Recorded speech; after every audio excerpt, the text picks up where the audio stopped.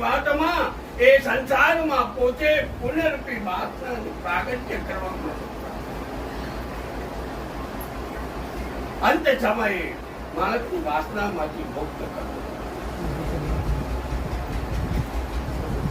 ઘણી વખત જોઈએ કે આપણે સંસારમાં રહ્યા છીએ, બધાને ત્યાં જઈએ ને ત્યારે ખબર પડે કે આઈસીયુ માં રહેલો હોય અને છેલ્લી વખત બધા કે કામ કરો, હવે ભાઈનું મોઢું જોવાની છેલ્લી ઈચ્છા છે દાદાજી, એને બોલાવી.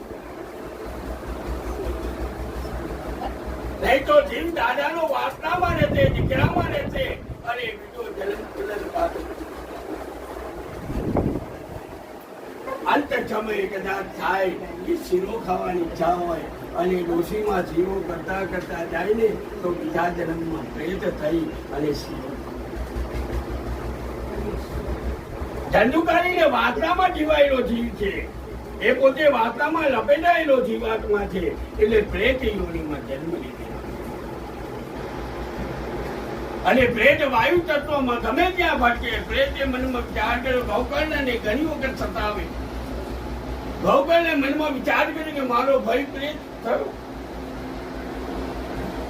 સંત મહાપુરુષ છે ને એ બધા ઉપર કૃપા કરે, દયાળુ કરે. એટલે ગૌકર્ણે મનમાં વિચાર કર્યો કે મારો ભાઈ ધંધુકારી પ્રેત થયો છે, એને પ્રેતમાંથી મુક્તિ કરવા માટે એમને નારાયણ બલિ ક્રિયા કરાઈ, છતાં પણ પ્રેતની મુક્તિ